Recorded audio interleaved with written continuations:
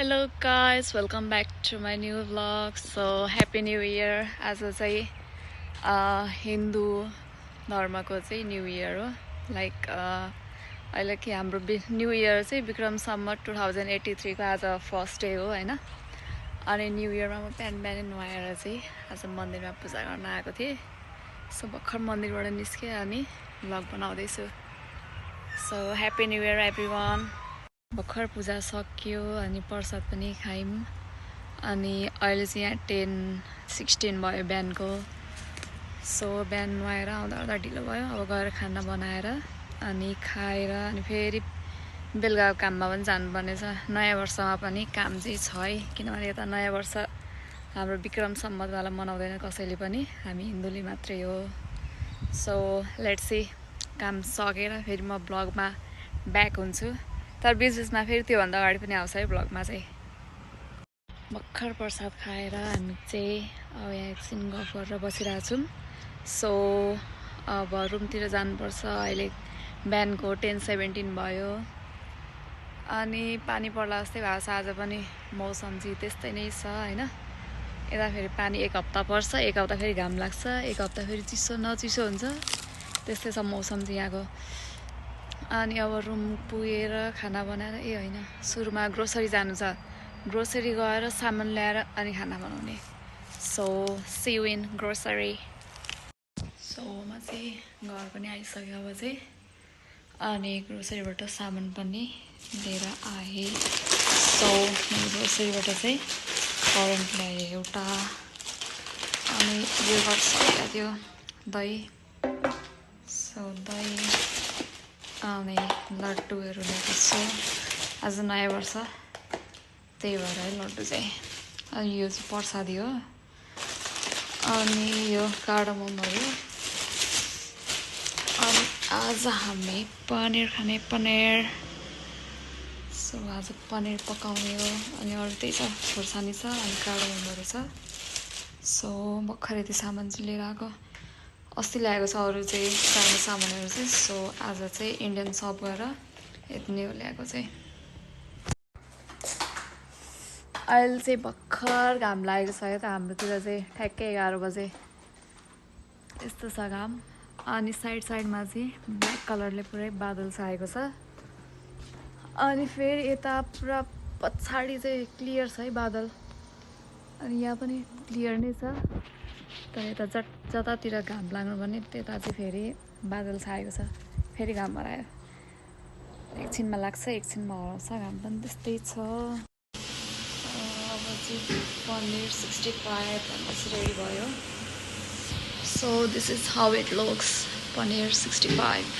So मेरो चाहिँ भर्खर काममा ब्रेक भयो.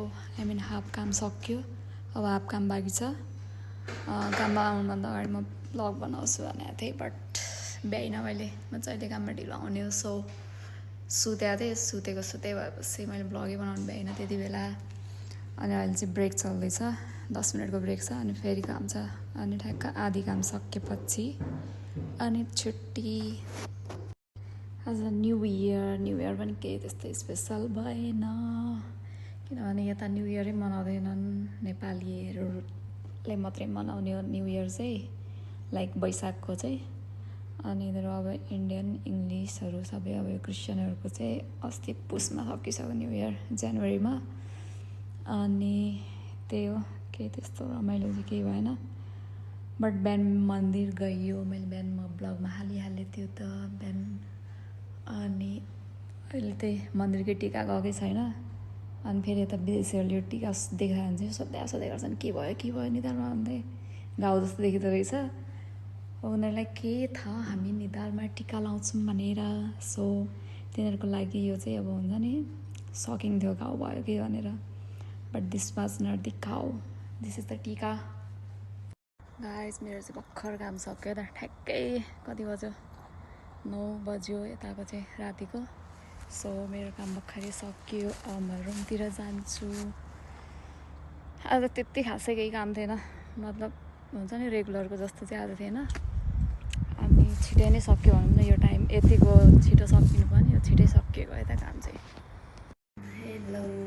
सो म चाहिँ रुममा आइपुगेँ होइन. अनि म ब्लगमा धेरै कपाल किन मिलाउँछु भनेर क्वेसन क्युरियोसिटी चाहिँ होला। मेरो कपाल यो अगाडिको काटेको थिएँ अनि लास्टै छोटो चाहिँ यो कानसम्म नि पुग्दैन। सो आँखा नछोपियोस्, ब्लग क्लियर देखियोस् भनेर मैले कपाल त्यस्तो मिलाइ गरेँ है त ब्लगमा। अनि आएर खानासाना रेडी भयो, अब खाना खाने हो। अनि बिहानको तरकारी तताउनु राखेको छ माइक्रोवेभमा, अनि त्यो ठ्याक्क तातेपछि अनि खाने हो। अनि अहिले चाहिँ रातिको कति 10 बजेको छ।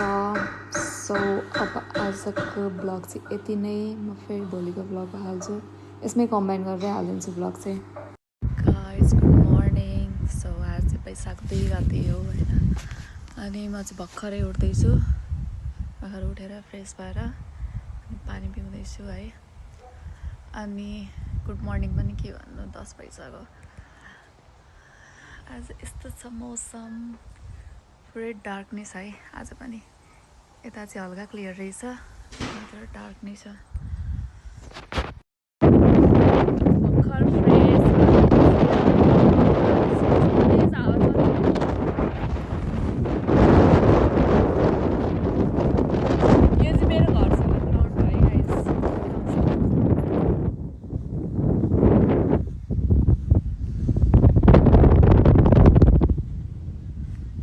क्लाउड चाहिँ डार्क छ अनि घाम पनि झुल्किरहेको छ, पानी पनि हल्का हल्का छिटाइरहेको छ।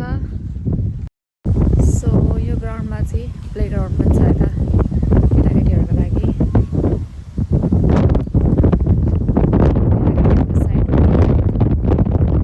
अनि यता चाहिँ ग्राउन्ड छ पक्कैला बस्ने भन्ने ठाउँ, मतलब ग्राउन्डमै यो सफै हुन्छ, बस्दा नि भयो।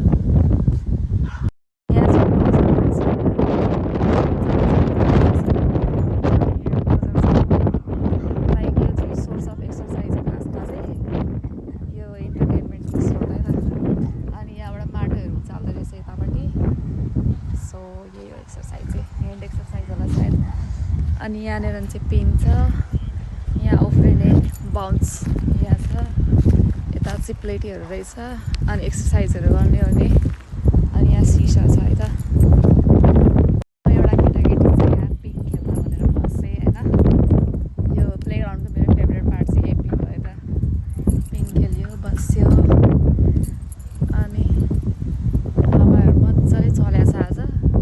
तर यो अस्ट्रेलियाको चाहिँ लास्टै एउटा हुन्छ नि, आधा साइड चाहिँ डार्क क्लाउड हुन्छ अनि फेरि यता म बसेकोतिर फेरि क्लाउड पुरा दामी छ है त।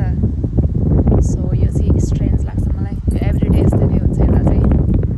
एउटा मेन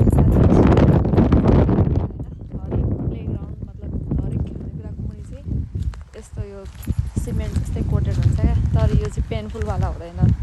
आई डोन्ट नो यसलाई के भन्छ होइन। यो चाहिँ पुरै बााउन्सिङवाला हुन्छ कि, सो द्याट बच्चा बच्चीहरूलाई चाहिँ लड्यो ओऱ्यो भने पनि चोटपटक नलागोस् भनेर। अब इक्जाम्पल त्यो भएन एउटा। अनि यहाँ पनि क्या ठ्याक्क खेल्ने ठाउँको मुनिपट्टि चाहिँ यस्तो हुन्छ। अनि त्यहाँ पनि पिङ खेल्ने ठाउँको पनि मुनिपट्टि त्यस्तै छ। त्यहाँ चाहिँ अब हुन्छ नि चोटपटक चाहिँ लाग्दैन। म मात्रै थिएँ होइन अघि सबको केटाकेटी यो प्लेग्राउन्डमा, अब एकजना थपिया छन्, मस्त खेलिरहेको छन्। यिनीहरूले एकअर्कालाई चिन्छन् कि चिन्दैनन् त्यो पनि थाहा छैन, तर यहाँ मिलेर खेलिरहेको छन्। रमाइलो छ यिनीहरूको लाइफ चाहिँ। खायो पियो खेलो सुत्यो बस्यो साथीहरू भेट्यो होइन। अनि न काम हान्नु परेको छ न केही। म चाहिँ एकछिन वकमा निस्केर अब रुमतिर प्रस्थान हुँदैछु। मैले चाबी लिएर आएको छु रुमको होइन, किनभने यहाँनिर चाहिँ लास्टै चोरी हुन्छ यता, चाहिँ बिग छ यता। अनि जहाँ हिँडे पनि एकछिन बाहिर निस्के पनि चाबी चाहिँ लगाएरै निस्किनुपर्छ, नत्र सामानको ठेगान हुँदैन। अनि अब एकछिन यहाँ मेरा खेलेर म चाहिँ रुमतिर जाँदैछु। केटाकेटीहरू अझै खेलिरहेको छ त्यहाँनिर।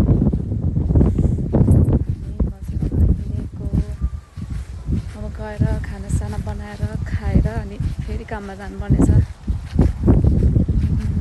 आज पनि काम छ। आज के बार हो? बुधबार। आज काम छ। म चाहिँ घर आइपुगेँ होइन। घर घरदेखि पार्कको डिस्टेन्स चाहिँ यति नै छ। यति घर यही हो पार्क। उतापट्टिको साइडमा चाहिँ प्लेग्राउन्डहरू छ यो घरदेखि उता। सो अब म चाहिँ घरतिर छिर्छु। भर्खर म चाहिँ खाना बनाउँदैछु।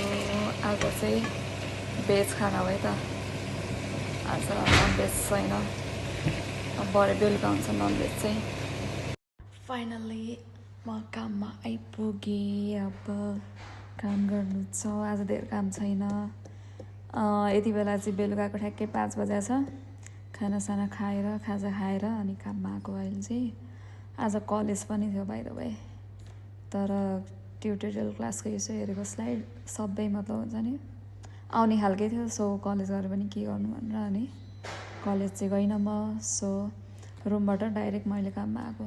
So black pant, black shoes, black टी सर्टमै छु है त। कलेज पनि गएर आएको भए चाहिँ म ब्ल्याक टी सर्टमा चाहिँ हुँदिनँ थिएँ। सो या अब काम स्टार्ट गर्नुपर्छ। अब काम सकेर मात्रै म ब्लग बनाउँछु होइन, कामको बिचमा मोबाइल चलाउन पाइँदैन। सो काम सक्छु ओर्छु अनि एकैचोटि लास्टमा ब्लग बनाउँछु। त्यति बेलासम्म त लाइक रात परिसक्छ होला। आज कति 2 घन्टा मात्रै हुन्छ होला आज काम, किनभने हिजोको थियो डिटेल कामहरू चाहिँ आज त्यति धेरै नहोला। वेन्सडे र फ्राइडे चाहिँ मेरो धेरै नै हुन्छ काम, अरू बार चाहिँ त्यति हुँदैन। अनि मन्डे टु फ्राइडे मात्रै हो। स्याटरडे सन्डेको चाहिँ अहिले म गरेको छुइनँ, लिम्मै बसेको छु, रेस्ट। मेरो चाहिँ भर्खरै ब्रेक टाइम भयो। सो अब काम सकिन अझै 1 घन्टा बाँकी छ। अनि सी यू आफ्टर 1 आवर कति 1 hour 15 minute. See you after 1 hour 15 minute. So guys मेरो चाहिँ काम सक्यो आजको होइन। आजलाई त्यति धेरै काम थिएन, बट आउनु त पर्छ रेगुलर बेसिसमा। काम नभए पनि भए पनि आउनै पर्छ। नहुँदा त आनन्दले बसी काम गर्यो। निस्क्यो चल्यो। मौसम चाहिँ यस्तो छ अहिले, पुरै डार्क भएको छ। डार्क आज पानी पर्ने जस्तो छ। हावा मात्रै चलिरहेको चिसो भएको छ। मैले ज्याकेट त डेली बोकेर हिँड्छु, किनभने यहाँको मौसमको केही भरोसा छैन। सो बोक्नै पर्छ। अब गाडी चढ्नु पर्ने बस।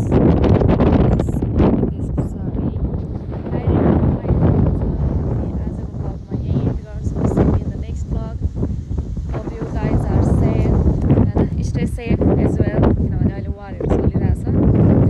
अनि please do like, comment and subscribe my YouTube channel and do share as well.